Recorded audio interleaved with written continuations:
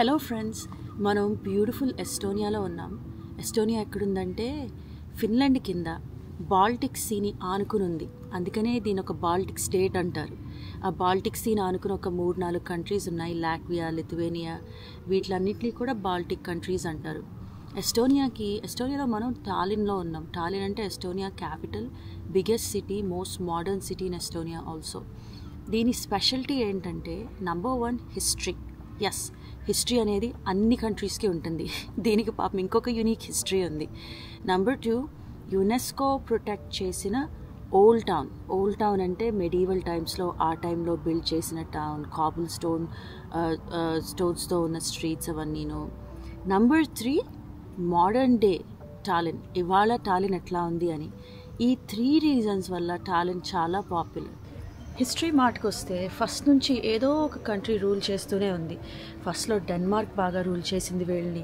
తర్వాత Germans, Sweden rule చేసేప్పుడు కొంచెం ఇంప్రూవ్మెంట్ బాగా ఉండిందంట. కాకపోతే రష్యన్స్ వచ్చి ఆక్రమించుకున్నారు ఒక వార్లో. ఆ రష్యన్ టైం చాలా బ్యాడ్ టైం. ఎస్పెషలీ 19th సెంచరీలో వరల్డ్ వార్ 2 అయిన తర్వాత మళ్ళీ రష్యన్స్ ఆక్రమించుకున్నారు. That was a bad time for Estonia. చాలా బార్బరిక్గా ఉండేవాళ్ళంట. వాళ్ళకి ఏం కావాలంటే అది చేయించేవాళ్ళంట. రూత్లెస్గా ఉండేవాళ్ళంట. పీపుల్కి అంత భయంగా ఉండేదంట. వీళ్ళకి ఇంట్రెస్టింగ్ థింగ్ ఏంటంటే జర్మన్స్ వరల్డ్ వార్ 2లో నాజీస్ వచ్చి మీరు మా పనులు చేయాలంటే పాపం చాయిస్ లేకుండా చేసేవాళ్ళు. అలాగే రష్యన్స్ వచ్చి మీరు మేము అనేది చేయాలంటే చాయిస్ లేకుండా చేసేవాళ్ళు. సో అట్లాగా తొక్కబడి ఈ పాస్ట్ అట్లీస్ట్ 1000 ఇయర్స్లో వాళ్ళు ఫ్రీడమ్తో వాళ్ళ ఓన్గా వాళ్ళు నుండి బేర్లీ హ్యాండ్ఫుల్ ఇయర్స్. అది కూడా 1991 నుంచి ఫుల్ ఫ్రీడమ్లో ఉన్నారు. అప్పుడే సోవియట్ ఎరా అంతా ఎండ్ అయింది. ఇంకా అది అప్పుడు నుంచి 33 ఇయర్స్ కదా. ఈ 33 ఇయర్స్లో చాలా ఇంప్రూవ్మెంట్ వచ్చింది. అంటే టాలిన్ అయితే అసలు అన్రికగ్నైజబుల్. ఓల్డ్ టౌన్దే. అట్లాగే కన్స్ట్రక్షన్ అది బాగా జరుగుతుంది. యునెస్కో వరల్డ్ హెరిటేజ్ అంటే యునెస్కో అనే ఆర్గనైజేషన్ ద్వారా ఇవి ప్రొటెక్ట్ అవ్వబడి ఉంటాయి. వాళ్ళకి చాలా పెద్ద లాస్ ఉంటాయి. సో ఏదన్నా ఏరియా యునెస్కో ప్రొటెక్టెడ్ ఏరియా అయితే దాన్ని ఏమన్నా చేస్తే అబ్బో వాళ్ళకి బాగానే ఇంపాక్ట్ ఉంటుంది. So UNESCO heritage sites very well protected sites. దాన్ని ఎవరు ఏం చేయలేరు. చేశారో దర్ స్క్రూ. మోడర్న్ డే టాలిన్ అయితే ఇక్కడ టెక్ ఇన్ఫ్లుయెన్స్ బాగా ఉంది. ఈ చిన్న స్ట్రీట్స్లో మంచి రెస్టారెంట్స్, క్యాఫేస్, జనాల్ని చూస్తే ఫుల్గా ఎంజాయ్ చేసినట్టుంటారు. వరల్డ్ క్లాస్ రెస్టారెంట్స్ ఉన్నాయి. అలాగే చాలా కోజీగా ఉండే రెస్టారెంట్స్ ఉన్నాయి. కెఫేస్కి వాటికి తక్కువే లేదు. చాలామంది ఇక్కడికి వచ్చి రిమోట్గా వర్క్ చేస్తూ ఉంటారు. యాక్చువల్లీ స్కైప్ కంపెనీ ఇక్కడే స్టార్ట్ అయిందంట.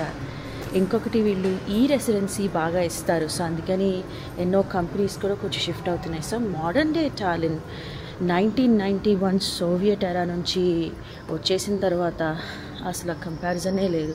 చాలా గ్రో అయినట్టు, చాలా మోడర్న్ అయినట్టు. ఈ ఓల్డ్ టౌన్ బయట అంతా కూడా full on construction, new construction ఎక్కడ చూసినా సరే. ఏ మాటే కానీ రష్యా అంటే ఫుల్ హడల్. అందరికీ అంత రూత్లెస్గా ఉంటారు, నమ్మటానికి లేదు, రౌడీగా ఉంటారు, వైలెంట్గా ఉంటారు. వీళ్ళని చేయించిన పనులు అవన్నీ అసలు రష్యన్స్ అంటే వీళ్ళకి. ఇక్కడ చాలామంది రష్యన్స్ ఉంటారు కానీ ఎందుకో రష్యన్స్ అంటే పడదు. రష్యన్స్ అంటే వీళ్ళకి ఎంత ఇష్టం లేదంటే వెనకాల కట్టించింది రష్యన్ చర్చ్, రష్యన్స్ కట్టించారు. ఇదిగో మ్యూజిక్ కూడా వస్తుంది. ఇక్కడికి యాక్చువల్లీ ఎస్టోనియన్స్ ఎవరూ వెళ్ళరంట, ఓన్లీ టూరిస్ట్లే వెళ్తారంట. వావ్, ఈసారి ఈ ట్రిప్లో రష్యన్స్ గురించి అంత ఎక్కువ బాగానే నేర్చుకున్నాను. ఎవరితోనో మాట్లాడుతున్నాను, ఆయన ఎప్పుడో రష్యన్స్ రూల్ అప్పుడే పుట్టారనమాట. ఆయన అయితే అమ్మో అసలు హడల్. ఇంకా అందరికీ ఆ టైంలో ఉన్నవాడికి అందరికీ ఎంతెంత బ్యాగేజ్ ఉందో అని చెప్తారు. It's amazing. రష్యా వచ్చేసి అసలు ఆనుకున్న కంట్రీస్ అన్నిటినీ కూడా బెదరగొట్టేసింది. ఇప్పుడు కూడా వాళ్ళకి భయమే రష్యా అంటే. వా, ఇదేమో వాళ్ళ పార్లమెంట్ అంట, పింక్ బిల్డింగ్.